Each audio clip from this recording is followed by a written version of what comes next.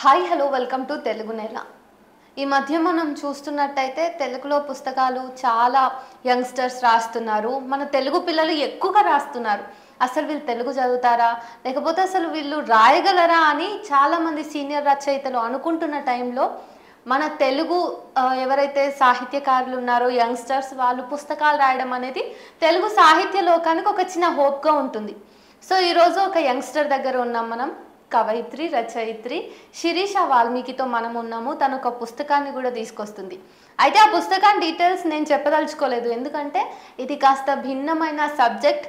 మనం తను మాట్లాడుతుంటే విని సెలబ్రేట్ చేసుకోవాలి కాబట్టి. Hello Sirisha. Hi hi hello. ఎలా ఉన్నావు? Yeah I am totally good. మీరు? నేను కూడా చాలా హ్యాపీగా ఉన్నాను. First of all congratulations for your book. Thank you so much. ఆ బుక్ని ఎట్టి పరిస్థితుల్లోనూ నువ్వే రివీల్ చేయాలి కాబట్టి please share. Okay, the book name is stories of 90s. అది ఏంటి అంటే మన పాత రోజులు నెమరేసుకునే టైప్ అన్నమాట. కొంచెం కామెడీగా ఉంటుంది and it contain absurdity as well. కొంచెం మన స్టైల్లో, మన తెలుగు వాళ్ళ స్టైల్లో కొంచెం మిక్స్ చేసి తెలుగుని ఇంగ్లీష్ని మిక్స్ చేసి కలిపి కొడితే వచ్చింది అదొక బుక్ అనమాట.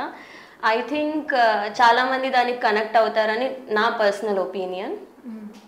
Hope so for the good result. Yeah, for your kind information, Telugu నెల ఏ రచయితని ఇంటర్వ్యూ చేసినా దాదాపుగా వాళ్ళు రచనల్ని చదివిన తర్వాతే ఇంటర్వ్యూ చేస్తారు. సో స్టోరీస్ ఆఫ్ 90sని కూడా నేను చదివా కాబట్టి చాలా చోట్ల నాస్టాలజిక్ మూమెంట్స్ అనేవి మొత్తం ఫ్లాష్ అవుతున్నాయి. నరేషన్లో కానీ లేకపోతే it's more of a natural conversation చెప్పాలంటే. ఒక మనిషి కూర్చుని మన ముందు, సో ఆ రోజు ఇట్లా జరిగింది, లిటరల్లీ ఇట్ ఈస్ లైక్ గుర్తు చేస్తున్నావు మాకు కూడా రీడర్కి. సో ఆ రీడబిలిటీని నువ్వు నీ బుక్లో ఎట్లా పెట్టగలిగా? అది యూజువల్గా చెప్పాలంటే నాకు ఈ ఐడియా నార్మల్గా నాకు రాయాలనే థాట్ ఉండే, but I don't know the subject. ఏం రాయాలి ఏంది అన్న నా బ్రెయిన్లో లేదు.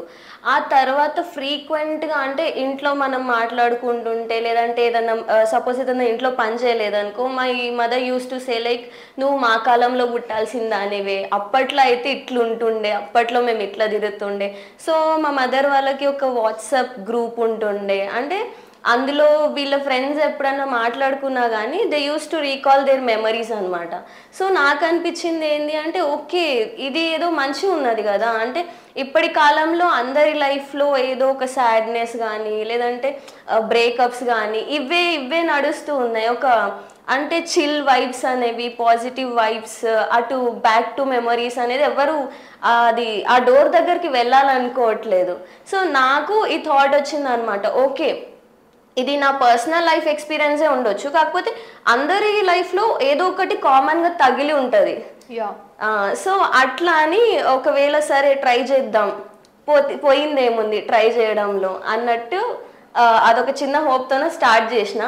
అండ్ స్టార్ట్ చేసిన తర్వాత నాకు తెలిసిన ఫ్రెండ్స్కి, చాలా క్లోజ్ ఫ్రెండ్స్కి ఇచ్చిన అనమాట.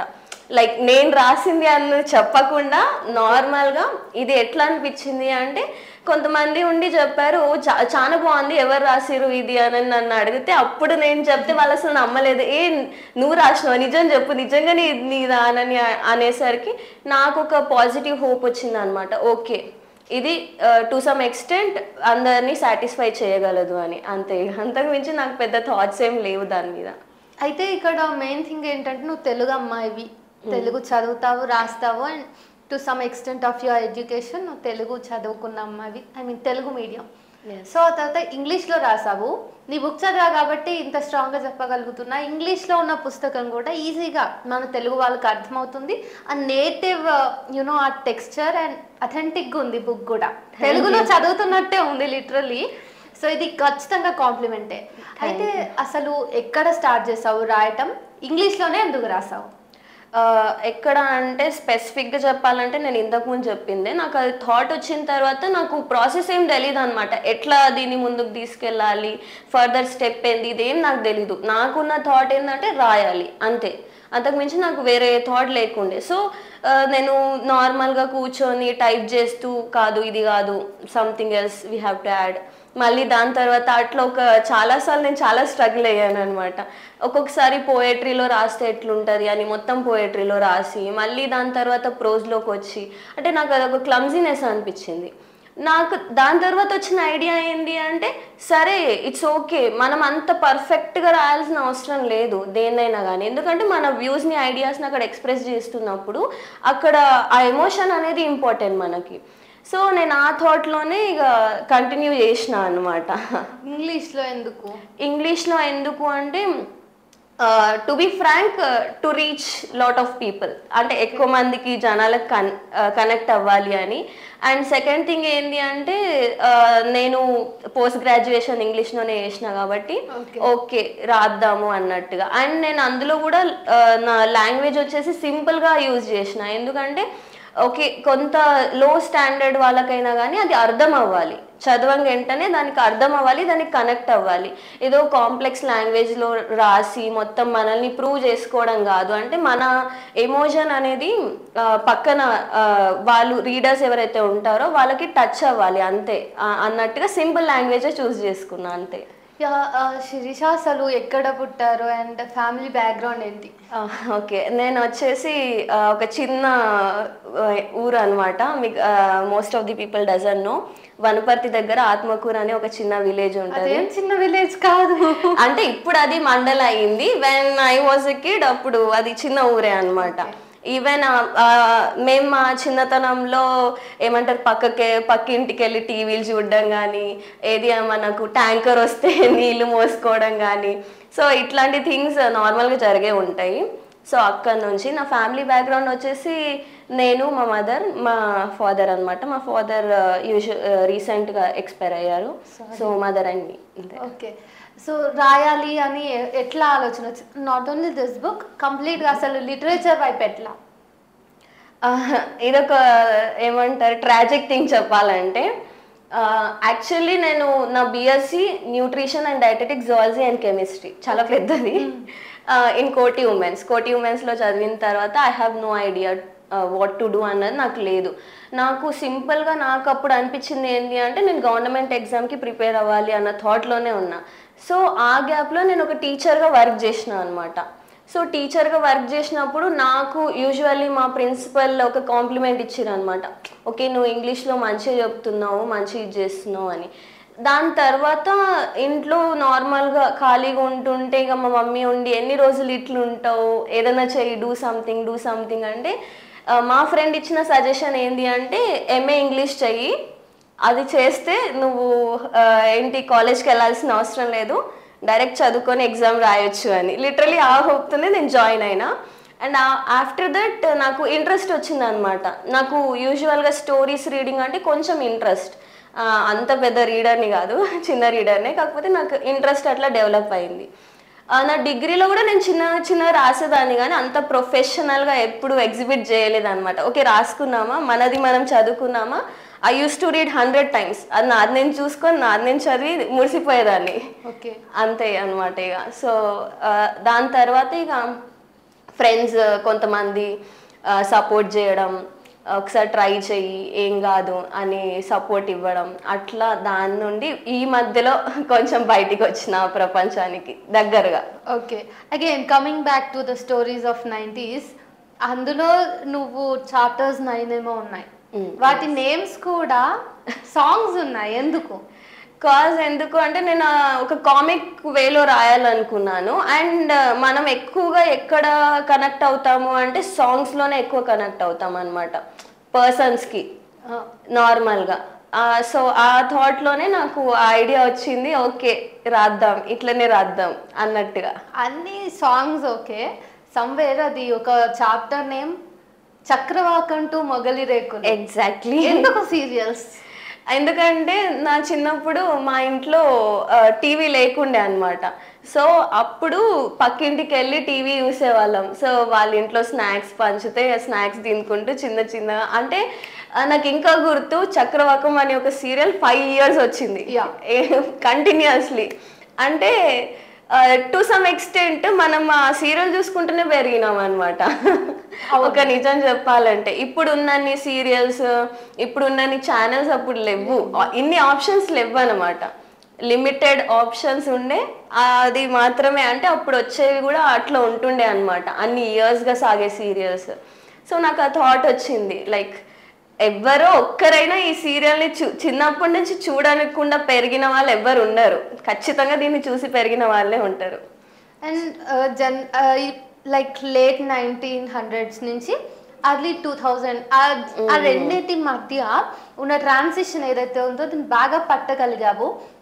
నువ్వు ఎవరికైతే బుక్స్ ఇచ్చావో వాళ్ళు చదివి చెప్పుకున్నారా ఈ ట్రాన్సిషన్ నువ్వు బాగా వంపగలిగావని? ఎస్. సో ఆ విషయంలో నీకు ఎట్లా అనిపిస్తుంది? అంటే ఎవరైనా కానీ మనం రాసిన దాన్ని మనల్ని మెచ్చుకుంటే మనకి, అంటే నాకైతే ఇంకా ఇంకా ఇంకా రాయాలి ఇంకా రాయాలి అని ఒక హోప్ వచ్చింది అనమాట దాని తర్వాతనే. అంటే ఇప్పుడు ఆ ట్రాన్సిషన్స్ని గుర్తు చేసుకుందామన్నా, ఈవెన్ ఇఫ్ నేను ఆ డేస్లో కొంచెం ఉన్నా కానీ, ఆ అర్లీ 2000 కిలోనైనా కానీ, సమ్వేర్ ఇప్పుడున్న టెక్నాలజీకి ఇంత ఎక్స్పోజ్కి నేను అవి గుర్తు చేసుకోవడం కొంచెం కష్టమే అనిపిస్తుంది. ఆ టెక్స్టింగ్ కానీ, ఆ చిన్న బ్లాక్ అండ్ వైట్ ఫోన్లో ఈవెన్ కలర్ టీవీ అని మెన్షన్ చేశారు. సో ఆ ట్రాన్సిషన్ని నేను గుర్తు చేసుకోవడం కూడా కష్టంగా అనిపిస్తుంది. అట్లా మనం మర్చిపోయిన కాలాన్ని తీసుకుని ఆ పీరియడ్కి వెళ్ళి, ఇది ఒక టైం పీరియడ్కి వెళ్ళి రాయడం, అక్కడ నీకు ఏమైనా ఛాలెంజెస్ వచ్చాయా? ఎగ్జాక్ట్లీ. ఎందుకంటే ఇప్పుడున్న మన జనరేషన్లో ఎట్లా అంటే ఇప్పుడు తిన్నది ఇప్పుడే మర్చిపోతాం. మధ్యాహ్నం తిన్నది రాత్రి ఎవరైనా అడిగితే ఏం తిన్నావు అంటే బ్లాంక్ ఉంటుంది, కాసేపు మనం పాజ్ అవుతాం. అట్లాంటిది ఇక సమ్ 20 years అట్లా బ్యాక్ వెళ్ళి రాయాలంటే it's not an easy thing. కాకపోతే నేనేందంటే నేను ఎక్కడైనా మిస్ అయితే I use to call my mom. అడుగుతుండే అనమాట, చిన్నప్పుడు ఎట్లుంటుండే మమ్మీ, ఎట్లా చేస్తుండే మమ్మీ అని. అంటే మా మమ్మీ ఇక నీకు పని పాట లేదా, ఇక ఎందుకు అడుగుతున్నావు ఊకే, అదేమైనా పెద్ద ఇది అనుకుంటున్నావా అని తిట్టి చెప్పడం. సో అట్లా అట్లా ఇంకా మా ఫ్రెండ్స్ నుండి అట్లా ఉంటే బాగుంటుండే. నా 10th అంటే 6th to 10th వరకు ఫ్రెండ్స్ సర్కిల్లో వీళ్ళు ఇట్లుండే కదా అప్పుడు అట్లుండే. సో అట్లాంటి థింగ్స్ నుంచి గ్రాస్ చేసుకున్నాను అనమాట ఇన్ఫర్మేషన్ అంతా. అట్లా ఒక దగ్గర గ్యాదర్ చేసుకొని పెన్ను పేపర్ పట్టుకొని దాన్ని రాసి రాసి ఒక పర్ఫెక్ట్ ఫార్మాట్ వచ్చిన తర్వాత ఎస్ దిస్ ఈస్ గుడ్ అని ఫిక్స్ అయిన. అట్లా చాలా చోట్ల ఎంత జెన్యున్గా ఉన్నాము అంటే ఈవెన్ మన మదర్స్ మనం తిడుతున్న తిట్లని కూడా దింపేసి, అండ్ మధ్య మధ్యలో బాగా ఎక్కడో కొడుతుంది అమ్మాయి సినిమా పిల్లనా లేకపోతే మీమ్స్ పిల్లనా అని. ఏంటి ఆ విషయం? అంటే అక్కడ ఒక థింగ్ ఏంటంటే ఇప్పుడు జనరేషన్ అంతా ఇన్స్టాగ్రామ్కి బాగా కనెక్ట్ అయినారు కదా. సో మేబీ ఇన్స్టాగ్రామ్ లాంగ్వేజ్లో రాస్తే వాళ్ళకు కూడా హే ఇదేంది ఇక్కడ రాసింది అని అనుకుని నవ్వుకునే వాళ్ళు కొంతమంది ఉంటారు, క్రిటిసైజ్ చేసే వాళ్ళు కొంతమంది ఉంటారు. కాకపోతే నాకు ఆ నవ్వుకునే వాళ్ళు ఇంపార్టెంట్ కాబట్టి సో ఆ పాయింట్ ఆఫ్ వ్యూలో రాసిన అనమాట. ఓకే, సరే ఈ బుక్ గురించి కొంచెం పక్కన పెడితే నువ్వు పోయట్రీ కూడా కదా.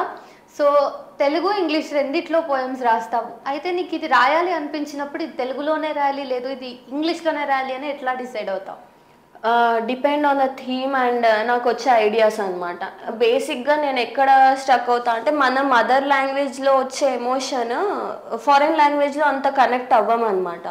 సో అక్కడ ఏదైనా థీమ్ వచ్చింది అంటే ఆ థీమ్కి తగ్గట్టుగా నేను చూస్ చేసుకుంటా. అంటే నాకు అనిపిస్తుంది I can write in this way, ఇట్లా రాస్తే ఓకే అనుకున్నప్పుడు నేను ట్రై చేస్తాను అనమాట దాన్ని బోత్ వేస్లో. ఓకే, నాకు అది ట్రై చేసిన తర్వాత ఇంకా అడిషన్స్ ఉన్నాయా డిలీషన్స్ ఉన్నాయి అట్లా మొత్తం చెక్ చేసుకొని అది సెండ్ టు మై ఫ్రెండ్స్. పాపం వాళ్ళు ఊకే బలైపోతారు ఈ విషయంలో, ఊకే ఏం పంపిస్తావు ఏం చదవాలి అని అంటారు. సో వాళ్ళ తర్వాత నాకు ఏది పర్ఫెక్ట్ అనిపిస్తే దెన్ ఐ విల్ ఫైనలైజ్ అనమాట, ఓకే ఇది వచ్చింది అని అనుకుంటా. సో నువ్వు జనరల్గా రాయడానికి థీమ్స్ కానీ సబ్జెక్ట్స్ కానీ ఎట్లా చూస్ చేసుకుంటావు? సింపుల్ అంటే సోషల్ లైఫ్కి సంబంధించినవి అట్లా చూస్ చేసుకుంటాను. కొన్ని వచ్చేసి లైక్ విమెన్ గురించి కానీ, లేదు అంటే నాకు ఏమైనా ఫేవరెట్ థింగ్స్ కానీ.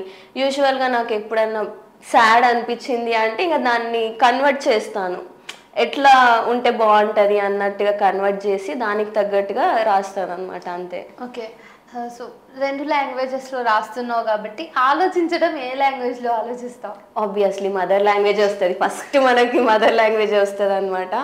దాని తర్వాతనే ఇంగ్లీష్లో ఆలోచించగలను. మొత్తం బ్రెయిన్లోనే ట్రాన్స్లేట్ చేసి? లేదు, ఫస్ట్ పెన్సిల్ తీసుకొని కూర్చొని దాన్ని రాస్తూ ఉంటా అనమాట తెలుగులో.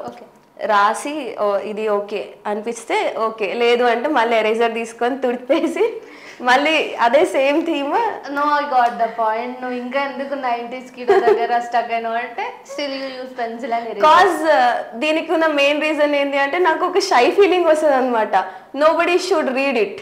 ఓకే. కొంతమంది నవ్వుకుంటారు కదా చదివి. డ్రాఫ్ట్స్ ఎవరు చదవద్దు, ఫైనలైజ్డ్ థింగ్ మాత్రమే చదవాలి. అందుకే నేను పెన్ ఏమంటారు పెన్సిల్ అండ్ ఎరేజర్ యూజ్ చేస్తాను. పెన్సిల్ అంటే గుర్తొచ్చింది, ఏంటి నువ్వు కూడా నా బ్యాచేనా? స్లేట్ పెన్సిల్స్ తినే బ్యాచా? చిన్నప్పుడు. సో అది పెట్టాలి, స్లేట్ పెన్సిల్ తినే విషయాన్ని పెట్టాలని ఎట్లా అనుకున్నా? అది వచ్చేసి ఐడియా వచ్చేసి నేను చిన్నప్పుడు చేసిందే కాబట్టి. యూజువల్గా ఇప్పుడు 10 మెంబర్స్ని తీసుకుంటే 10 మెంబర్స్లో అవుట్ ఆఫ్ 8 మెంబర్స్ ఈ పని చేస్తుంటారు. ఇంకా కొంతమంది మేధావులు ముక్కులోనో చెవులోనో పెట్టుకొని అది బయటికి రాక హాస్పిటల్ వరకు వెళ్ళిన వాళ్ళు కూడా ఉంటారు. నాకు తెలిసి ఉంటారు, మ్యాక్సిమం ఉంటారు అట్లాంటి వాళ్ళు ఉన్నారు. ఐ కెన్ రిలేట్, నా ఫ్రెండ్స్ ఉన్నారు. సో అందుకే టు సమ్ ఎక్స్టెంట్ ఓకే ఇది కనెక్ట్ అవుతుంది అని అనుకుని రాస్తున్నాను అనమాట. గేమ్స్ గురించి కూడా చాలా రాసావు ఆ బుక్ లో. సరే, ఈ బుక్ లో ఒక కైండ్ ఆఫ్ కామిక్ ఆ టచ్ ని చూసాము, ఓకే ఇది రిఫ్రెష్మెంట్ కి బాగుంది అని చూసాము. బట్ పోయట్రీ విషయానికి వస్తే పోయట్రీ అనేది కొంచెం వేరే కైండ్ ఆఫ్ ప్రక్రియ కాబట్టి నువ్వు పోయమ్స్ రాసిన వాటిలో నా కోసం ఒక తెలుగు పోయం, ఒక ఇంగ్లీష్ పోయం పక్కాగా వినిపించాలి ఇప్పుడా? Okay fine. దీని తర్వాత నన్ను తిట్టుకోకండి, నేనంత ప్రొఫెషనల్ పోయట్ కాదు. సో నార్మల్గా ఇది నేను నా ఫస్ట్ పోయం అనమాట. నా డిగ్రీ సెకండ్ ఇయర్లో ఉన్నప్పుడు ఏవి కాలేజ్లో ఏదో కవిత్వానికి సంబంధించింది వస్తే దాన్ని రాశాను. నా ఫేవరెట్, ఎందుకంటే ఫస్ట్ పోయం కదా, ద బెస్ట్ పోయం అన్న ఫీలింగ్లో నేను ఉంటా అంతే. పోయం వచ్చేసి ఆడదాన్ని నేను ఆడదాన్ని. ఆడదాన్ని నేను ఆడదాన్ని, చీకటి నీడల్లో వెలుతురు కోరుతున్న ఆడదాన్ని, బ్రతుకు ఆటల్లో నిరంతరం పోరాడుతున్న ఆడదాన్ని, చీర కొంగుల్లో మదపటేనుగుల చూపులతో నలిగిపోతున్న ఆడదాన్ని, సమాజంలో జరిగే అరాచకాలకి నిలువెత్తు సాక్ష్యమైన ఆడదాన్ని, కన్నీటి సంద్రంలో చేప పిల్లలాగా స్వేచ్ఛ కోసం పరితపిస్తున్న ఆడదాన్ని, ఎన్ని ఒడిదొడుకులు ఉన్నా నేనెప్పుడు ఓడని దాన్ని, ఆడదాన్ని నేను ఆడదాన్ని. మనం ఎప్పుడు ఓడిపోని ఆడవాళ్ళం. Yes, exactly. ఇంకొకటి వచ్చేసి ఇది నా కేయూ మీద రాసిన అనమాట. ఎప్పుడంటే నా సెకండ్ ఇయర్ అయిపోయిన తర్వాత, so I have to leave the college campus. మేజర్గా చెప్పాలంటే హాస్టల్, నా ఫ్రెండ్స్ని. అప్పుడు రాశాను, oh my KU, I love you for the immense knowledge you taught, for the cutest memories I have. You make me feel warm when it's cold and cherished me when I am low. I'm a warm around your candle. Please don't blow me off. You are my warmest cloud of arch that chills my coolest sun. That's ice actually. I love you for wrapping me around you like a savior mother. I want to be your Valentine forever. Don't peel off my skin. I can't bear you depart. You gave me a family, urge not to snatch it. You gave me a great history, leaving you is a great mystery. You made me this oyster pearl to shine. You mold this mud to a whaler kings, queens of Kakatiyas. I am happy to declare that this mother is growing day by day. Oh my knowledge book, I have 1,000 complaints on you. Does it mean I hate you? Oh my KU, I love you. That's it. Does it mean I hate you? మనం ఇష్టపడే వాళ్ళ మీద మనకి ఎన్ని complaints ఉన్నా, yes, somewhere you got the point. Yeah.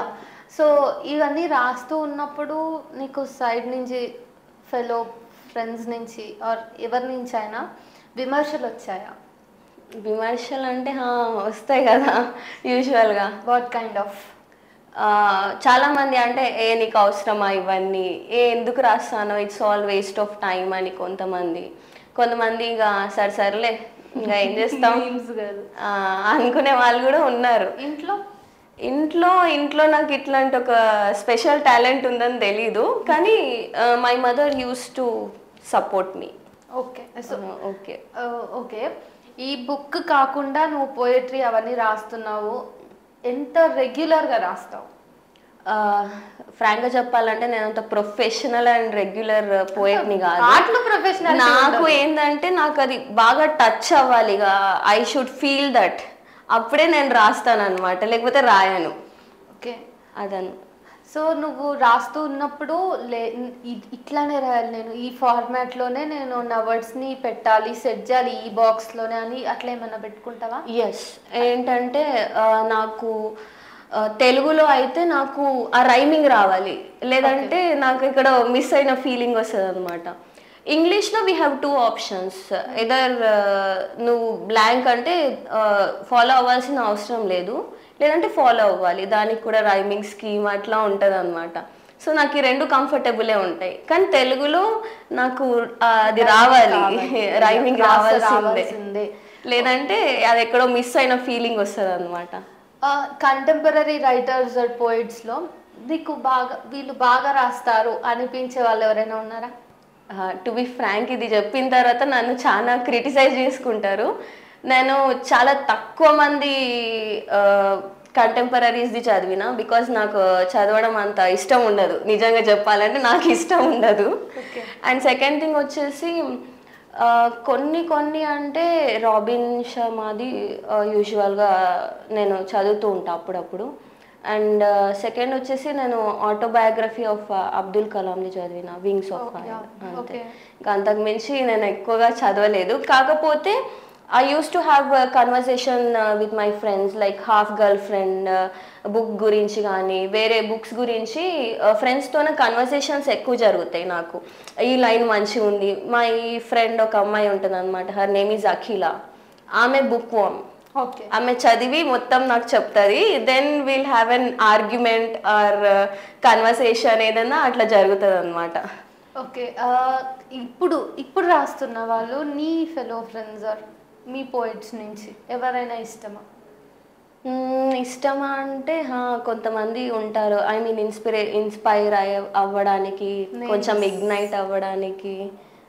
చెప్పాలంటే చరణ్, మన young పోయిట్స్లో Dontham Charan కానీ, లైక్ హతిరామ్ కానీ, అండ్ మై ఫ్రెండ్ వికాస్, అతను ఒక బుక్ రాశాడు అనమాట, స్టోరీస్ ఇన్కంప్లీట్ లవ్ అని, it's his personal life experience. So చాలానే ఉన్నాయి, గ్రేట్ మైండ్స్ ఉన్నాయి చాలానే. అవన్నీ చదువుతున్నప్పుడు హౌ డు యూ ఫీల్? బేసిక్గా నాకు వికాస్ రాసిన బుక్ చదివినప్పుడు నాకు అనిపించింది నేను ఎందుకు ఇట్లా రాయలేదు అన్న ఒక ఫీలింగ్ వచ్చింది అనమాట. అంటే పాలిష్డ్ వేలో ఎక్స్ప్లెయిన్ చేసినాడు అదొకటి. ఇంకా చరణ్ రైటింగ్స్ వచ్చేసి నాకు ఒక స్పిరిట్ ఇస్తుంది అనమాట. ఓకే, ఇగ్నైట్ చేస్తుంది. Okay, we have to do something, we have to do something, we have to fight అన్నట్టుగా అట్లా అనిపిస్తుంది. ఇంకా హతిరామ్ది వచ్చేసి, హతిరామ్ది ఎక్కువగా మనకి ఏమంటారు ఆలోచనకి గురి చేస్తుంది అంటారు కదా, సో అట్లా అనిపిస్తుంది అనమాట. ఆ సిచ్యువేషన్, ఆ కండిషన్ ఏంటి అన్న దాని మీద మనం ఒకసారి వెనక్కి వెళ్ళి చూసుకుంటాం అన్నట్టుగా. ఓకే, సో నీకు ఈ పోయిట్ ఫ్రెండ్స్ కాకుండా జనరల్గా ఎడ్యుకేషన్లో కానీ బయట ఎవరైనా ఫ్రెండ్స్ ఉంటారు కదా, సో వాళ్ళు ఉన్నారా, వీళ్ళు ఎక్కువగా ఉన్నారా? బయట నుంచే నాకు ఎక్కువ ఫ్రెండ్స్. నాకు టు బి ఫ్రాంక్, మనకు ఒకటి ఉంటుంది కదా, దెర్ ఇస్ ఎ సేయింగ్, దేవుడు ఒకటి తీసుకుంటే మన లైఫ్లో నుంచి ఇంకొకటి ఇస్తాడు అని. సో అది నాకు నా లైఫ్లో అయితే లిటరల్లీ ట్రూ. ఎందుకంటే I don't have brothers and sisters, but I have very good friends. Okay, అది నేను చెప్పుకోవచ్చు ఈజీగా. ఓకే, ఫెమినిజం గురించి ఒపీనియన్? ఫెమినిజం అంటే ఇప్పుడు నాకు తెలిసింది నేను చెప్తున్నా, I'm not so professional in this. దేనికైనా కానీ 2 ways ఉంటాయి అనమాట. There is an advantage as well as disadvantage. So ఇప్పట్లో అడ్వాంటేజ్ కంటే డిసడ్వాంటేజ్గా ఎక్కువ తీసుకునే వాళ్ళే ఉన్నారు అని నా ఫీలింగ్, నా పర్సనల్ ఒపీనియన్ అంతే. What kind of disadvantage? Suppose ఇప్పుడు ఎట్లా చెప్తాం, ఒక ఎగ్జాంపుల్ తీసుకుంటే ఎట్లా హరాస్మెంట్ కానీ ఏదైనా దాని మీద నువ్వు పోయి కంప్లైంట్ ఇచ్చినా, లేదంటే నార్మల్గా నువ్వు ఇన్స్టాగ్రామ్లో ఏదైనా పోస్ట్ పెట్టినా కానీ అది నిజమా కాదా అని తెలుసుకోకుండా కూడా కొంతమంది రియాక్ట్ అయ్యే వాళ్ళు ఉంటారు. సో ఆ రియాక్షన్తో మనకేం ఉండదు అని మనం అనుకుంటాం, కానీ ఆ పర్సన్ ఎవరైతే ఉంటారో ఆ అబ్బాయి కానీ లేదంటే నిజంగా చేయని వాళ్ళు కూడా దీనివల్ల ఎఫెక్ట్ అవుతారు కదా అని నా పర్సనల్ ఎక్స్పీరియన్స్. అంటే ఒపీనియన్ చెప్తున్నా, ఎక్స్పీరియన్స్ కాదు, సారీ. ఓకే, సో ఫెమినిజంకి ఒక ఒపీనియన్ చెప్పేసావు, ఫైన్. రైటర్గా పోయిట్గా ఉన్నప్పుడు ఖచ్చితంగా వీళ్ళకొక సోషల్ రెస్పాన్సిబిలిటీ ఉంటుంది అని చెప్పేసి అంటారు. So what do you feel? ఖచ్చితంగా ఉంటుంది. ఎందుకంటే మనం రాసేది 10 మంది చదువుతారు. ఇప్పుడు ఏ ఇద్దరి అండర్స్టాండింగ్ ఒకలాగా ఉండదు.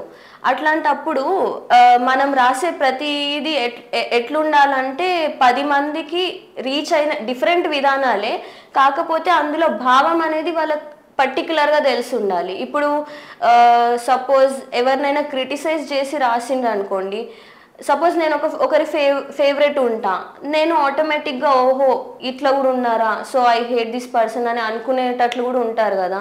సో సమాజంలో కూడా ఈ పోయట్రీ కానీ మనం రాసే ప్రతిదీ కూడా మ్యాటర్ అవుతుంది అది బయటికి వచ్చినప్పుడు. అది నా ఒపీనియన్. ఇవన్నీ నా ఒపీనియన్స్. ఓకే, 2 క్వశ్చన్స్ అడుగుతాను. ఓకే, మనం చాలా మాట్లాడుకుంటూ ఉంటాము, లైక్ కప్పి చెప్పేది కవిత్వం, విప్పి చెప్తే విమర్శ అని. దీనిపైన నీ ఒపీనియన్ ఏంటి? నా పాయింట్ ఆఫ్ వ్యూ ఏంటి అంటే, ఇప్పుడు కవిత్వం అనేది ఎట్లుంటుంది అంటే అదొక ఇమాజినేషన్ వరల్డ్ అనమాట. అదేది నిజం ఉండదు, కానీ మనం ఒక ఇమాజినేషన్ నుండి దాన్ని రియాలిటీకి తీసుకొస్తాం. సో ఇప్పుడు ఎట్లా చెప్తారు అంటే, తెలుగులో కొన్ని పాటలు ఉంటాయి, సపోజ్ ఏం చెప్పాలి, కాలాలు కల్లారా చూశానులే అంటే నిజంగా చూసి ఉంటాం, కాకపోతే అదొక ఇమాజినేషన్ వరల్డ్ నుంచి రియాలిటీలోకి తీసుకొస్తాం అనమాట. ఏదైనా కానీ ఇండైరెక్ట్ వేలో చెప్పడము. అండ్ వేరస్ విమర్శ వచ్చేసి డైరెక్ట్గా, అంటే మనం ఏదైతే కన్వే చేయాలనుకున్నామో దాన్ని డైరెక్ట్గా కన్వే చేయడం అని నా ఫీలింగ్. సో దాన్ని ఒప్పుకుంటావా? ఎస్. సో కవిత్వం ఇట్లా కప్పియే ఉండాలి, ఎక్స్ప్లోర్ అవ్వద్దు అంటే నువ్వు ఓకే అంటావా? ఎక్స్ప్లోర్ అవ్వద్దు అని కాదు, కాకపోతే indirect way of doing something. Okay, అంటే ఎవరినైనా ఏదైనా పొగడాలన్నా ఏదైనా విమర్శించాలన్నా ఇండైరెక్ట్ వే అని నేను అనుకుంటా, అంతే. ఓకే, ఆ తర్వాత మనం కాదేది కవితకు అనర్హం, అగ్గిపుల్ల, ఆడపిల్ల, సబ్బుబిల్లు, ఇది కూడా మనం బాగా వింటూ ఉంటాం, యూస్ చేస్తాం. సో నువ్వేం చెప్తావు? దేని మీదైనా కవితను రాయొచ్చు అంటావా? దేని మీద అయినా అంటే రాసే వాళ్ళు ఉంటారు కదా. అంటే ఇప్పుడు నేను చెప్పినట్టుగా ఏ ఇద్దరి భావాలు ఒకలాగా ఉండవు, ఏ ఇద్దరి రచనలు ఒకలాగా ఉండవు అనమాట. ఇప్పుడు నాకు వచ్చిన థాట్ వేరే వాళ్ళకి రావాలని లేదు, అట్లా అని వాళ్ళు ఎందుకు ఇలానే రాశారు అనే అవసరం కూడా లేదు. ఎందుకంటే ఇట్స్ దేర్ వే, అది వాళ్ళ స్టైల్, అది వాళ్ళు చూస్ చేసుకున్న థీమ్. సో అట్లా అనమాట. ఇది ఎవరికైనా ఇండివిజువల్ ఇండిపెండెన్స్ ఉంటుంది ఇందులో. అసలు నువ్వు ఎందుకు రాస్తావు శిరీష? ఎందుకు అంటే అదొక ప్యాషన్ అయిపోయింది అనమాట. నార్మల్గా మనం చూస్తూ ఉంటే ఇప్పట్లో కొంతమందిది, అంటే నేను చదివింది కొంతమంది దాని గురించి చెప్తున్నా, ఎట్లా అంటే ఏది పడితే దాని మీద ఓకే రాసేద్దాం ఏదో అన్నట్టుగా రాస్తున్నారు. బట్ అందులో కొన్ని లోపిస్తున్నాయి అనమాట. అంటే ఆ ఒరిజినాలిటీ అనేది అట్లే ఉండిపోతుంది. What is that originality? Define. Suppose అది ఒక కోర్ నుండి తీసుకొచ్చి రాయడం అంటారు కదా. అంటే టు సమ్ ఎక్స్టెంట్ దాని గురించి డెప్త్గా వెళ్ళి చదివి, ఐ మీన్ అదేంటి అన్నది తెలుసుకొని రాయడం అనేది ఒక థింగ్ ఉంటుంది. సో అది ఎక్కడ మిస్ అవుతుంది అని నాకు అనిపించింది, అంతే. అండ్ నేనే ఎందుకు రాయడం చూస్ చేసుకున్నా అంటే అది నాకు ప్యాషన్ అనిపించింది. ఓకే, ఎవరెవరికి ఏవేవో కళలు ఉంటాయి కదా, నాకు కూడా దేవుడి కళ ఇచ్చిండు. Okay, how serious is that passion is? It's very important as well as నాకు అంటే ఇప్పుడిప్పుడే తెలుసుకుంటున్నా కాబట్టి ఈ జర్నీ అనేది కొంచెం కాంప్లికేటెడ్ అయినా even though I'm very comfortable because I like this profession. కొంచెం నాకు కంఫర్టబుల్ అనిపించింది. యా, సరే. దెన్ కాంపిటీషన్స్ పెడుతూ ఉంటారు, సడన్గా ఒక టాపిక్ ఇస్తాము, ఒక 1 hour ఇస్తాము, సో ఇవి రూల్స్, టాపిక్ ఇది, ఇన్ని లైన్స్ ఉండాలి అని చెప్పేసి ఇన్ని వర్డ్స్లోనే కవర్ చేయాలి అని. అట్లా రెస్ట్రిక్టెడ్ వేలో పోయట్రీ రాయటం మీద నీకేమైనా అభిప్రాయం ఉందా? నో. అంటే నువ్వు రాయగలవా అట్లా రెస్ట్రిక్ట్ చేసి థీమ్ ఇస్తే? థీమ్ ఇస్తే టు సమ్ ఎక్స్టెంట్ అంటే నేను ట్రై చేయగలనేమో, బట్ 100% నేను రాయగలను అని అయితే నేను చెప్పలేను. అట్లా రాస్తే బాగుంటుంది ఆర్ ఆ పోయం సక్సెస్ అవుతుంది, సబ్జెక్ట్ కంప్లీట్గా కోర్ లెవెల్లో వస్తుంది అనుకుంటావా? అది రాసే వాళ్ళ ఏమంటారు రైటింగ్ని బట్టి ఉంటుంది అనమాట. ఇప్పుడు సపోజ్ నాకే ఇచ్చారనుకోండి ఇట్లాంటిది, నేను అంటే మేబీ ఆ దానికి నేను ఫిట్ ఇన్ అవ్వచ్చు అవ్వకపోవచ్చు. ఎందుకంటే నా రైటింగ్ ఒక్కొక్కరి రైటింగ్ స్టైల్ అనేది డిఫర్ ఉంటుంది కదా, ఇద్దరిది సేమ్ ఉండదు. సో మేబీ నేనైతే అందులో ఫిట్ ఇన్ అవ్వను, ఎందుకంటే నాది it's continuous flow of words అట్లా. ఇంగ్లీష్లో అయితే ఒక బుక్ రాసావు, సూనది వస్తుంది, రిలీజ్ అవడానికి రెడీగా ఉంది. బట్ తెలుగులో ఏమైనా రాయాలి, బుక్గా తీసుకురావాలి అనే ప్లాన్స్ ఉన్నాయా? తెలుగులో ఉంది యాక్చువల్లీ. ఏం రాస్తావు? ఒక జర్నల్ ప్లాన్ చేస్తున్నా. సో హోప్ఫుల్లీ ఇది ఒకవేళ సక్సెస్ అయినా కాకపోయినా కానీ దానిపైన ఖచ్చితంగా వర్క్ చేస్తా, దానిపైన రాయాలని నేను అనుకుంటున్నాను. Journal about it's somewhat a complicated thing, but even though I loved it, the topic is politics versus religion. Okay. So అదొక జర్నల్ చిన్నగా రాద్దామని అనుకుంటున్నా. Politics versus religion itself is it's a kind of conspiracy, right? Yes, exactly. మరి అంత కాన్స్పిరసీని నువ్వు ఈ ఏజ్లో చిన్న పిల్లవి కదా తీసుకొని టేకప్ చేసి ఎట్లా సర్వే అంటే ఎట్లా ముందుకు వెళ్ళటం?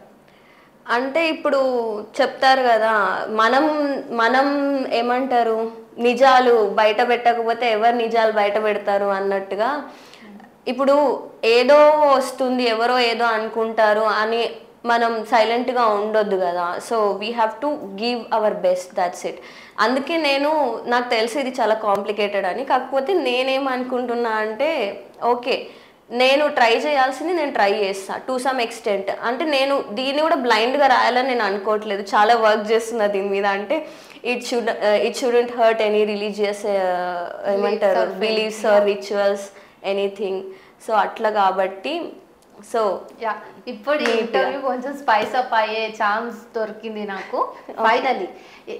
సరే, what is the idea of this book? ఈ బుక్ కి ఐడియా ఆల్రెడీ నేను చెప్పాను. సంథింగ్ మోర్ కావాలి? No, actually the idea is this thing only.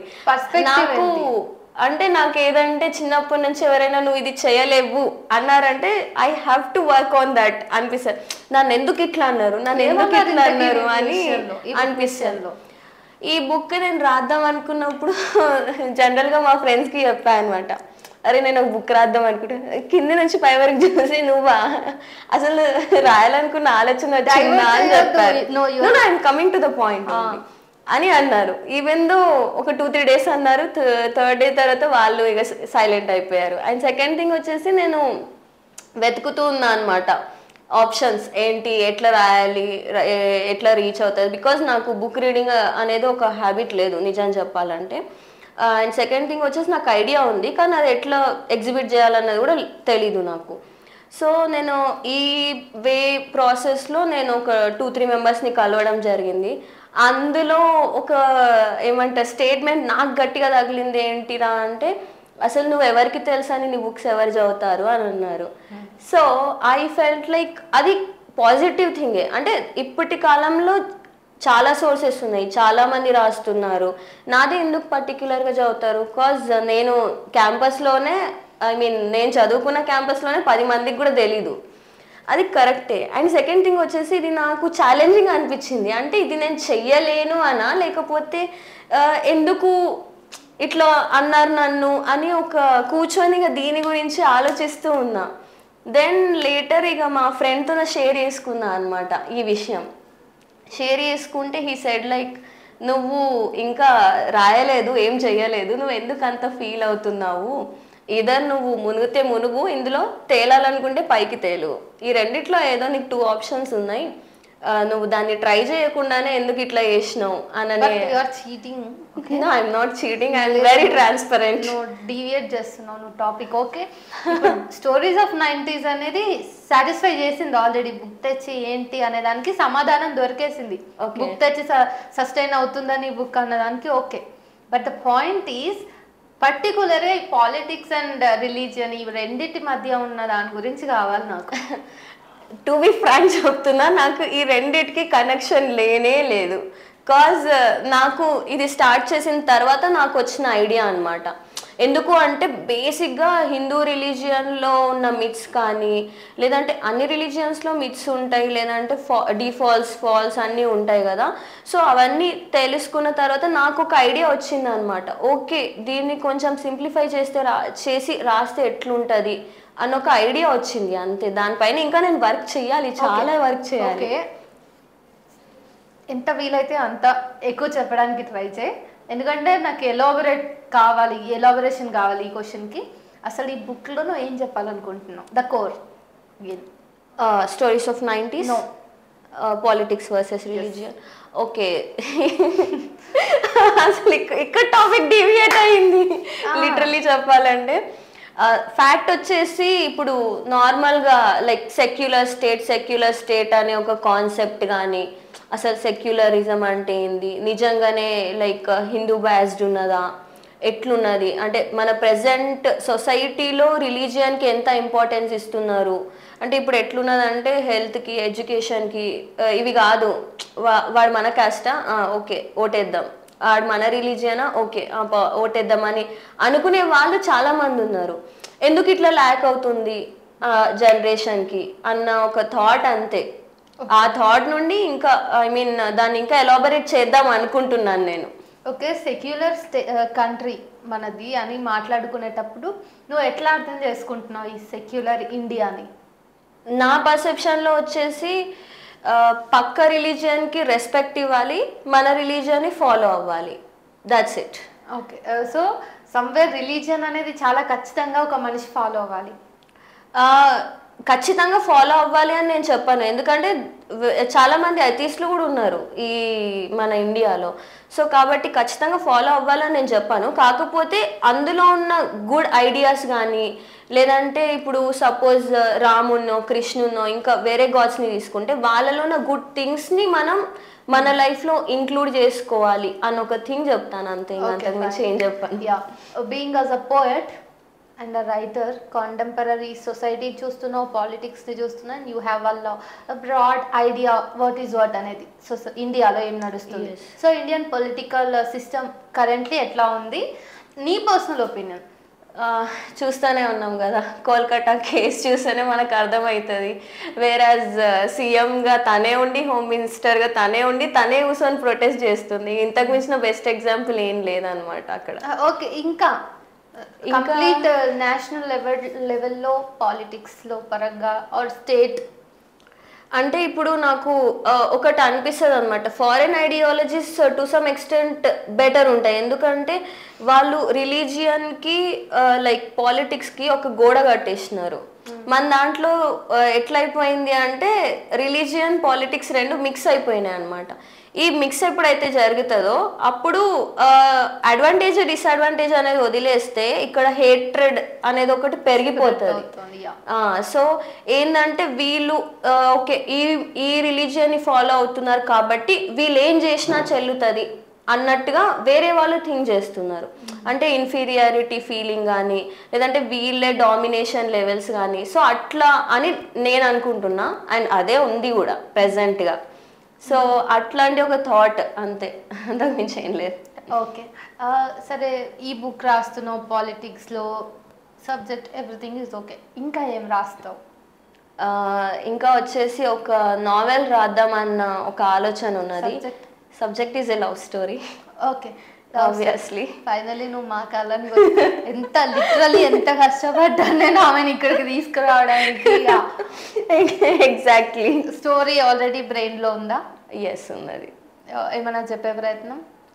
Story వచ్చేసి నేను అనుకున్న స్టోరీ, ఒక అమ్మాయి వేరాజ్ తన డిగ్రీ లైఫ్ ఒక టీనేజ్ లైఫ్లో ఉన్న అమ్మాయి ఒక అబ్బాయిని లవ్ చేయడం, and it's called one sided అట్లా అనుకొని, అండ్ కొన్ని కారణాల వల్ల వాళ్ళకి కొన్ని డిస్ప్యూట్స్ వచ్చి, అండ్ వీళ్ళ ఫ్రెండ్ కూడా, ఈ అబ్బాయి వాళ్ళ ఫ్రెండ్ కూడా ఆ అమ్మాయిని లవ్ చేయడం.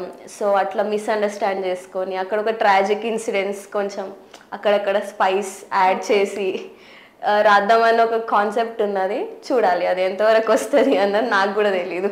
Yeah, it's nice talking to you Shirisha. ఇంకా మా ఆడియన్స్కి ఏమైనా చెప్పాలనుకుంటున్నావా? ఏం చెప్పాలంటే స్టోరీస్ ఆఫ్ 90s వచ్చేసి నిజంగా ఒక్కసారి చదవండి. మీ ఒపీనియన్స్ పాజిటివ్ అయినా కానీ నెగిటివ్ అయినా కానీ తీసుకోవడానికి నేను రెడీగా ఉన్నా. ఐఎమ్ టూ ఏమంటారు ఓపెన్ టు దాట్. అండ్ మీరు మీ ఒపీనియన్స్ అనేది నేను ఆల్రెడీ అక్కడ ఇన్స్టాగ్రామ్లో నాది పేజ్ కూడా మీకు ట్యాగ్ చేసిన, నాకు షేర్ చేయండి. మీరు ఎక్కడైనా కనెక్ట్ అయితే కూడా నాకు చెప్పండి, ఎందుకంటే ఎవరైనా ఎక్కడైనా కనెక్ట్ అవుతున్నారంటే మనకు అనిపిస్తుంది ఓకే మనలాంటి వాళ్ళు ఉన్నారు. ఇంకా చాలా మంది బయటపడరు అప్పుడు వాళ్ళు 90s అని బయటపడరు. మీరు అట్లా చెప్పుకోలేకపోతే నాకు పర్సనల్ గా చెప్పుకోవచ్చు. నన్ను పర్సనల్ గా తిట్టాలనుకుంటే కూడా నన్ను పర్సనల్ గా తిట్టండి, నో ప్రాబ్లం.